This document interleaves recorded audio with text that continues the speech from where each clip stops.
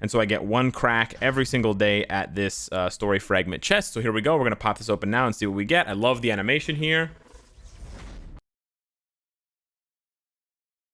Hey guys, what's up? Welcome back to the channel. It's Cynicalex. And today I want to go through and show you guys a full run of the All War, which is the new alternate mode story content where you fight against Loki and Odin and Surtur and the ice guy, Ymir. And I want to show you guys how I do it. So we're going to run this through with the first team here, which is you need, if you want the full 100% chance to get a story fragment, you need to run with Scarlet Witch, Shadow Shell, and what's his name? Sunbird. Having a bit of a hard time. I run through almost all of these missions when I can with Scarlet Witch. Now this mission will reduce the damage that fire elements do. You have to bring elemental damage into these missions. You have to bring tier 3 or transcended characters, or awakened characters, not transcended maybe. I don't remember. But anyways, you can't just bring regular tier 2 characters. And then for the first mission, you have to use anything but fire, and then anything but ice, and then I believe it's anything but fire or ice. So poison works throughout, lightning works throughout, of course, Thor. And then he needs a rework, dang it. And then, of course, mind damage will work well throughout as well, throughout the mission. So even if you don't have Scarlet Witch tier 3, Jean Grey tier 3 will also work. Apocalypse tier 3 will also work, and you'll see Apocalypse later. We're in a kind of a bad position here. This first mission is one of the most difficult. I'd say the first boss fight against Loki and the last boss fight against Odin are the two hardest ones. They just have the most HP. They take the least amount of damage, and they have the most amount of iframes and sort of parts of the fight where you have to dodge, because if you don't dodge, you'll die. For every member, like right now, I don't know if I'm gonna die here. For every member of your team that dies, you lose a 25% chance to get a story fragment. So you want to farm those story fragments every day. You want to get a chance at an Odin's Blessing. You don't want to die. So yeah, it just takes a while here to whittle him down. But my advice to you is to stay in your iframes. So even if you're used to a more aggressive rotation, canceling a lot of your skills, canceling 5, don't cancel 5. Stay in the iframe on 5. Stay in the iframe on 1, because that will guarantee you the damage, and that will also, reduce the amount of time that you have to dodge around and potentially could die to damage. So we got the first one there. We're going to guarantee ourselves a story fragment. Boom.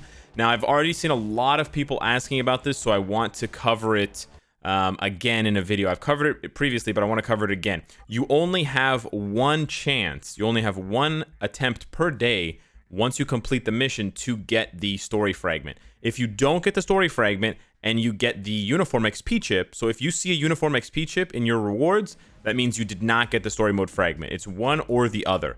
And this applies to the other alternate story mode as well, Dimensional Clash. Once you get that reward, you can't get it again for the day. So I've had multiple people message me saying, I've played through God of Destruction 5 times. I have Scarlet Witch and Sunbird, but I don't have Shadow Shell. I've played through it 5 times with a 75% chance to get it, because it's 25% for all members surviving, and then it's an extra 50% for Sunbird and Scarlet Witch over here. And I haven't gotten one. How is this possible? There's a 75% chance. No, there's only a 75% chance for the very first attempt. If you don't get it and you complete the mission, it's over. Don't play the mission again for that day. You can see there the count resets in 17 hours. The count is 1 per day. So it's sort of like the old story missions in Marvel Future Fight, the old story mode and elite mode missions, where you can get up to 3 biometrics per day, or you could get up to 3 biometrics per day, but it wasn't guaranteed. It was not guaranteed. So you can guarantee it. You can guarantee the drop rate of the story fragment by having all 3 of the recommended characters. In this case, now we swapped over to Black Widow, Apocalypse, and Sunbird. Here again, the enemies have, I believe, increased fire resistance, so Sunbird is going to do less damage, and they do not take any damage from non-elemental. You can see there, non-elemental damage immunity when I do my first skill with Apocalypse. So you can't use Black Widow. So I basically am forced to solo this with Apocalypse. But this is actually pretty interesting. You can use these stages to test characters to see how much of their damage is elemental. So if I wanted to, I could switch to Black Widow and see at what point during her 5th skill does it change from physical damage to elemental damage. Because as soon as it changes to elemental, instead of seeing the gray text, you'll start seeing actual damage numbers, as you just saw there. So you actually have some pretty interesting testing that you can do on these stages. But yeah, it can be pretty hard if you don't have the recommended characters. And it can also be kind of frustrating if you have 2 of them. So you have a 75% chance to get the fragment and you don't get it. Here against Ymir, it's pretty straightforward mission-wise. The fight is not that hard. There's just one attack that he does, and I'll purposely stop attacking him to sort of trigger the attack. He does a very large, this one right here. He does a very large AoE jump slam. If you're standing in there, I believe it ignores iframes and it penetrates. It will one-shot you most of the time. So just be careful and don't stand there when he does that. And then there's also going to be these shards that appear. As you can see, there's 4 shards in the arena. I'm going to switch briefly so you can see. And they're sort of pointing at him. You need to destroy the shards. I believe you can do regular damage to the shards. The shards don't have immunity. So you can do regular damage to the shards. You can see I'm not going to do damage to him because it's non-elemental. Maybe when I drop my 5th skill on the lightning. See, the lightning there does damage. So there's a little bit of damage from Black Widow there, but not enough really to solo. Like, if you tried to beat this with Black Widow, it would take you like an hour, right? Whereas I just flew through this stage in a few minutes. But there we go. We got another fragment acquired. We're going to move on to the next mission. Definitely the MVPs of these missions, we're on to Flaming Frenzy, are Apocalypse and Scarlet Witch. So those 2 are definitely, for the time being. Now, keep in mind, in 17 days, it's going to change the characters. So you may have to use completely different characters. But if you think about it, given the requirements, if they don't change the requirements of these stage, i.e., you know, non-elemental damage only, or you can only use elemental damage, and you use less, you do less damage if you use fire or ice, then you're going to always have to use those characters, right? The lightning characters, the lightning tier 3s, the poison, and the mind damage tier 3s, or awakened characters. So Shadow Shell, Jean Grey, Scarlet Witch, possibly Storm, Thor, right? Those types of characters. What I just did here on this stage, stage 12-1 can be really frustrating because of the little goblin that appears, and he casts that sort of shoe horse shaped lava thing that will give you a fear debuff as well as do damage to you. What you want to do is just run to the end of the stage. Ignore all of the mobs and just run to the end of the stage. He looks kind of like this. It's not him, but it looks kind of like him. But anyways, you want to run to the end of the stage as fast as you can, because if you get too close to him, it will basically trigger the AI to move back. And when he moves back, he doesn't cast a spell on you. So we're going to try this again. I'm just going to rush at him. There he is. I'm just going to rush at him. Just going to keep going, keep going, keep going. See? And now I can attack him. You only have to do it twice. And now he's dead. So this is the method that I found to be the most effective. Rather than trying to maneuver around that spell, trying to dodge it, trying to, you know, use an immunity skill. You can use your co-op skill to dodge it because you're given some brief immunity during the co-op skill. But I find it easier to just rush through. It especially works if you have a character with very high movement speed. So consider switching if Thor moves pretty slowly and so does Luna. Consider switching to a character that has much higher base movement speed to get to the goblin and try to kill them. This part here is tough.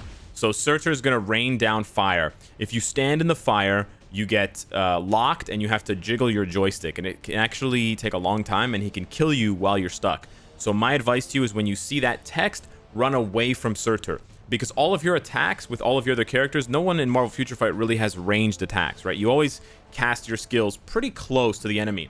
So if you stand near Surtur and you let all these fire areas stack up, then it's like, see that fire area that's there now, then it's going to make it really hard to deal damage to Surtur.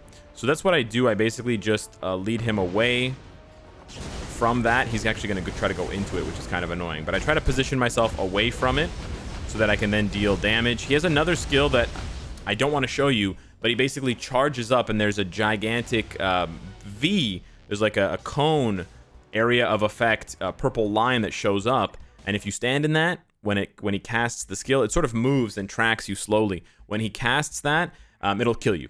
So what you want to do is you want to get to it as close to him as possible to reduce the radius of the attack and reduce its you know, like the what do you call it? The angle, right? The further you are, the larger the angle. The closer you are, the smaller the angle because it's a cone, right? So you want to get as close to him as possible. He usually stuns you and then he runs to the opposite end of the arena. So when you see him stunning you, then you know what's coming. So here I'm just going to sit in this iframe. I think I'm actually still taking that frost damage that I got applied to me. But yeah, just when he stuns you and runs, just switch and then run to him and then bait out that attack and dodge it. Here, Scarlet does a pretty good job because of her AoE, but you know who's actually really good for this stage, for this part of the stage especially? Shadow Shell. Because the poison circles will trigger her accumulation on 5 on her 5th skill, and you can use that to do massive damage. So I'm going to show you what that looks like. So I'm going to do that and then pop her awakening skill, and you can see the damage is not bad at all. Well, the damage is not that good there, but we're going to do it here. Okay, well, it wasn't that good. There's that purple skill. Here he does it, but you can easily dodge it by moving behind him. So yeah, for the other fight against Surtur, you have to move around. For this fight in particular, just move behind him. If you move behind him, you really neutralize most of his attacks, because everything he does is sort of positioned to you being in front of him. So an easy way of sort of cheesing that fight is to just run behind him. So yeah, a lot of the strategy in the all-war boss fights just comes down to repositioning yourself against where the boss will be, because they expect you to be in a particular place, and then when you're not there, the AI doesn't know how to handle it, so the AI just doesn't do any damage to you, which is pretty funny. So here we're just going to sit in the iframe of 5, and then we're going to sit in the iframe of 6 and let Odin just pass the time here. We don't want to stand in the way of any of his attacks. You want to move around a little bit. Here he's going to do... What is he doing here? Oh yeah, this one's pretty scary actually. He brings like his AoE ult. It's pretty scary. This damage is not bad. You've got to chew away at that shield.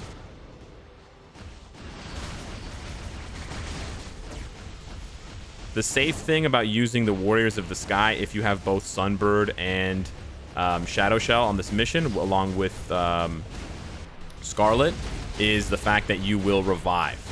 And reviving, even if you die, as long as you revive, it does not reduce your odds. Like, it doesn't count as a death until you've died twice. I'm actually taking a lot of damage, so I'm going to switch again. I'm kind of scared. This is a tough fight. This is probably tougher than the Loki fight. But, yeah, get it done. It definitely helps with the existing characters that they recommend. They're definitely good for it. And then you get your 4 fragments. So this is what I've been doing now once a day after the update. Since the update, I've been farming this once a day, and so I get 1 crack every single day at this story fragment chest. So here we go. We're gonna pop this open now and see what we get. I love the animation here, and we get a skill cooldown Uru. Dang. So that's my 3rd day in a row not getting an Odin's Blessing. I got a mythic ignore defense, then I got a mythic crit damage, and now I've gotten a mythic skill cooldown. I haven't been very lucky, but I've already seen screenshots of people getting one. So maybe the odds are, you know, I mean, there's like a 1 in 20, right? Something like that. 1 in 20, 1 in 25 chance that you're going to get the one that you want if it's all equal, right? Because there's about 20, 25 things in here. What is that? 5, 10, 15, 20, 22. So 1 in 22 chance, 1 in 22 odds, not bad. But yeah, that is the all war. That is how I approach it. I wanted to make this video to sort of help you guys out and show you guys why I use these characters. I mean, obviously I'm using them for this reason, but you know, how I use these characters effectively to sort of blitz through these missions. Keep in mind, both my Scarlet Witch and my Apocalypse have a CTP of Rage, but my Shadow Shell has a CTP of Judgment. So her damage that you saw there was actually pretty impressive with a lesser CTP. So yeah, and a half-assed build. This build is not complete yet by any means. So yeah, let me know what you guys think in the comments down below. Thank you so much for watching. Hopefully this helped, and I will see you in the next one. Take care.